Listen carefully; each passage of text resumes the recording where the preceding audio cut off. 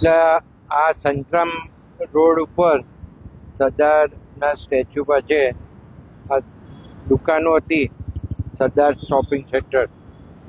આ શોપિંગ સેન્ટરની નીચેથી નડિયાદનો મુખ્ય કાંસ, એટલે લગભગ 14 ફૂટ જેટલો પહોળો અને 8 ફૂટ જેટલો ઊંડો, એની 1961 પહેલાંનો, એટલે ભૂતકાળનો આ કાંસ છે.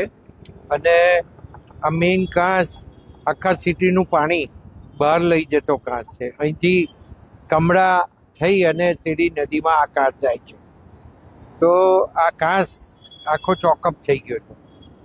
આપણે પહેલાં પ્રયત્ન કર્યો કે દુકાનોની અંદર જે પહેલાં પાટિયા અથવા હોલ જે રાખેલા એમાંથી કામ કરવાનો. મહાનગરપાલિકા, નગરપાલિકા, એ વખત નગરપાલિકા હતી, તો ખોદી ના શકાયું અને ક્લીન ના થયું. ત્યાર પછી થોડી ટેકનિકલ ટીમોએ તપાસ કરી અને ખબર પડી કે આ કાંસ તો ચોકઅપ છે આખો. એટલે જે નડિયાદ સિટીનું પાણી જે ઝડપથી બહાર નીકળવું જોઈએ એ નીકળતું નથી ને અહીં અટકે છે. કારણ કે હમણાં અત્યારે પણ આ લોકોએ જોયું એમાં 1 થી 1.5 ફૂટ કાંસ ખુલ્લો છે, બાકી બધું ભરાયેલું છે. એટલે આ ખાસ આને સાફ કરવો જરૂરી હતો. અને આપણી રજૂઆત એ જ હતી, નડિયાદની પ્રજાની રજૂઆત એ હતી કે આ કાંસ જો ચોકઅપ હોય તો એને ખુલ્લો કરવો જ જોઈએ. કારણ કે સિટીનું આખું પાણી જતું હોય અને એમાં જે મુખ્ય વિસ્તારો, જે સંતરામ રોડ છે, જે વિઠ્ઠલ કન્યા વિદ્યાલય રોડ છે, જે કિડની હોસ્પિટલવાળો, રાહુલ હોસ્પિટલવાળો રોડ છે, આ બાજુ આઈસ ફેક્ટરીવાળો રોડ છે, તો આ બધા રોડ ઉપર હોસ્પિટલો આવી. એમાં સંતરામ નેત્ર ચિકિત્સાલય છે, જે આંખના ઓપરેશનો અને આંખના રોગો માટે પ્રખ્યાત છે. આખા ગુજરાતમાં નહીં પણ ઇન્ડિયામાંથી દર્દીઓ આવે અને 1 લાખ કરતાં વધારે પેશન્ટો વર્ષની અંદર આમાં ચેક થાય. એવું બધા જ રોડ ઉપર હોસ્પિટલો છે. એમાં ચિલ્ડ્રન્સ હોસ્પિટલે આવે છે. તો આ બધા સિટી સ્કેન સેન્ટર આવે છે, MRI સેન્ટર આવે છે. તો એ 3-4 ફૂટ પાણી રહે અને 8-8 કલાક થાય ઉતરતા. એના કારણે પ્રજાને મુશ્કેલી પડે, દર્દીઓને મુશ્કેલી પડે.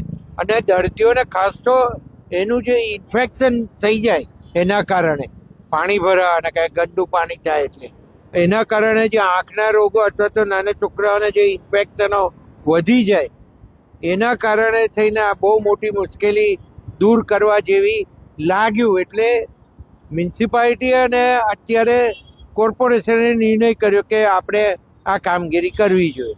અને એના કારણે થઈને આ લોકો જે હાઈકોર્ટમાં ગયા હતા, હાઈકોર્ટમાં જે કંઈ ડિસિઝન આવ્યું હશે, પણ અત્યારે આ દુકાન તૂટી ગઈ છે.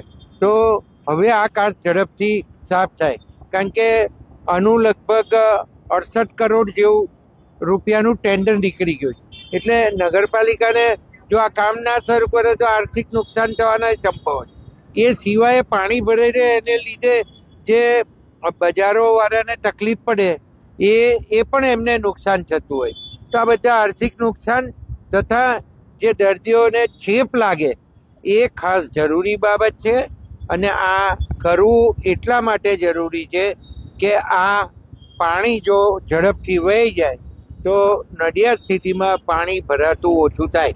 અને બીજું, ટેકનિકલ ટીમે જે કાંસની આખી કરવાની જે ડિઝાઇન કરી છે, આ ખુલશે એટલે આગળ એમને ખબર પડશે કે કઈ જગ્યાએ ચોકઅપ છે. એટલે એ લોકો સાફ કરતાં આખો કાંસ ક્લિયર કરવાનો અને જે જગ્યાએ નવો બનાવવાનો છે એ જગ્યાએ ઉપર એ નવો બનાવવાના છે. તો આ કામગીરી મેં કહ્યું એમ એ 8 લાખ કરોડ રૂપિયાના ખર્ચે આ કામગીરી છે. અને કોર્પોરેશન અને ઝડપથી વહેલામાં વહેલી તકે આ કરે કામગીરી, તો આવતા ચોમાસાની અંદર આનું રિઝલ્ટ મળે તો આપણને ખબર પડે અને એ પ્રમાણે નવા આયોજનો થઈ શકે.